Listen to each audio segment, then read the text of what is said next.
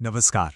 60 साल, जी हाँ, पूरे 60 साल का राजनीतिक एकाधिकार एक ही झटके में टूट गया। आज के इस दिलचस्प विश्लेषण में हम बात करने वाले हैं 2026 के तमिलनाडु विधानसभा चुनाव परिणामों की।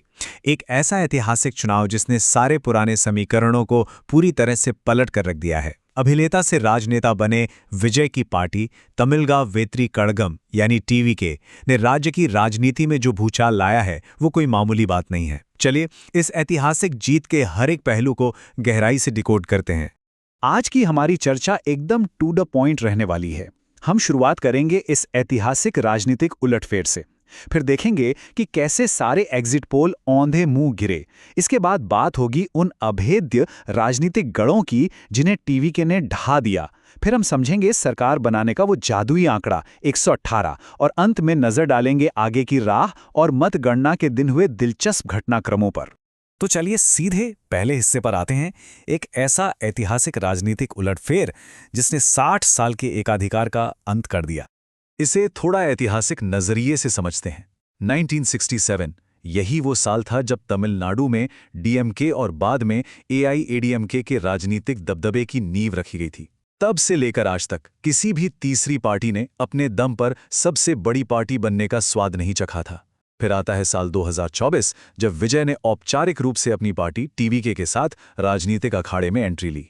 और अब देखिए 2026 में सिर्फ 2 साल के छोटे से समय में पार्टी 107 से ज्यादा सीटों पर बढ़त बनाकर या जीत हासिल करके सबसे बड़ी पार्टी के रूप में सामने आई है। 1967 के बाद ये वाकई पहली बार है जब स्थापित दोनों पार्टियों के बाहर के किसी दल ने ये मुकाम छुआ है। अब बढ़ते हैं दूसरे हिस्से की तरफ। एग्जिट पोल को गलत साबित करना।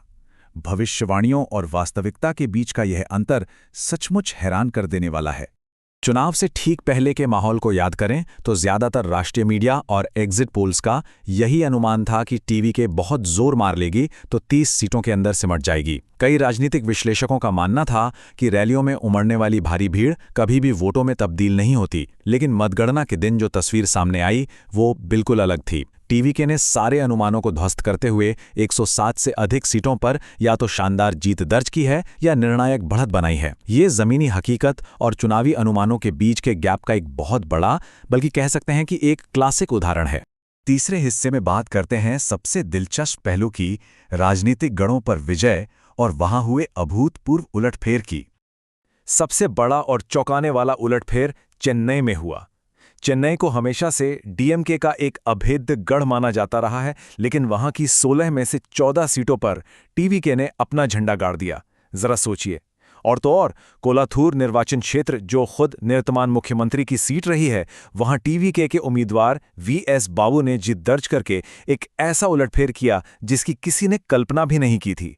कई मौजूदा और पूर्व वरिष्ठ मंत्रियों को सत्ता से बाहर का रास्ता दिखा दिया गया। इसके साथ ही कोंगू क्षेत्र में, जिसे एआईएडीएमके का सबसे मजबूत गढ़ माना जाता है, वहां भी टीवीके ने काफी तगड़ा वोट शेयर और कई सीटें झटक ली हैं। हालांकि चेन्नई में जहां टीवीके को इतनी भारी सफलता मिली, वहीं चेपौक, तिरुवल्लीकेनी और हार्बर निर्वाचन क्षेत्रों में पार्टी को हार का सामना भी करना पड़ा।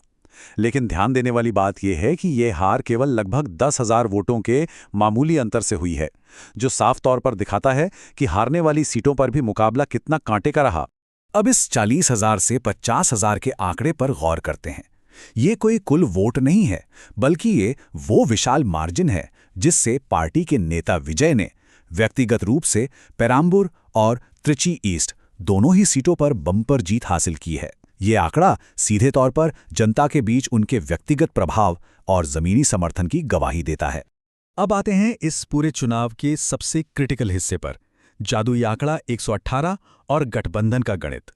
देखिए, तमिलनाडु विधानसभा में सरकार बनाने के लिए पूर्ण बहुमत का जादुई आंकड़ा है 118 और टीवीके के पास फिलहाल लगभग 107 सीटें हैं।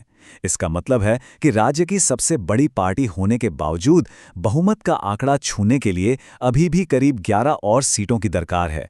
ये स्थिति एक बहुत ही महत्वपूर्ण और चुनौतीपूर्ण राजनीतिक पहेली पेश करती है। अगर इस पहेली को सुलझाने के संभावित विकल्पों पर नजर डालें तो कांग्रेस पार्टी ने 5 सीटों पर जीत या बढ़त हासिल की है, गठबंधन के नजरिए से देखा जाए तो ये 5 सीटें टीवीके के लिए एक किंग मेकर की भूमिका निभा सकती हैं। इसके अलावा अन्य छोटे दलों या निर्दलीय उम्मीदवारों के पास कुल मिलाकर 10 से 12 सीटें हैं।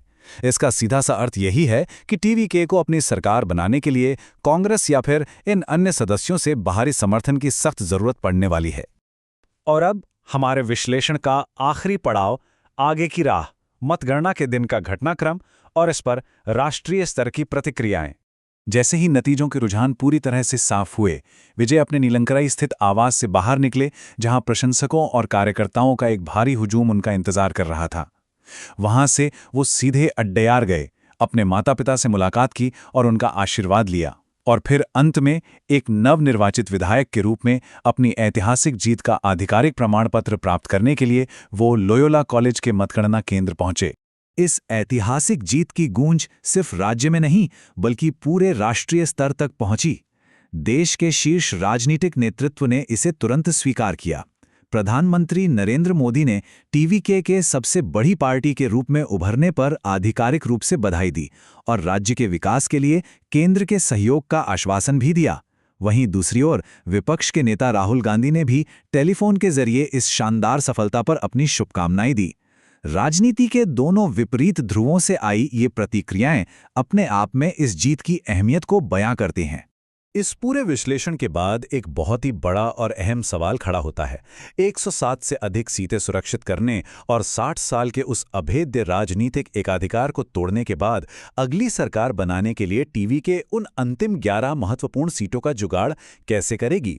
क्या किसी बड़ी पार्टी के साथ गठबंधन होगा या फिर छोटे दलों का बाहरी समर्थन काम आएगा? इस सवाल का जो भी जवाब होगा वो आने वाले कुछ ही दिनों में देश की राजनीति की एक बिल्कुल नई दिशा तय करेगा।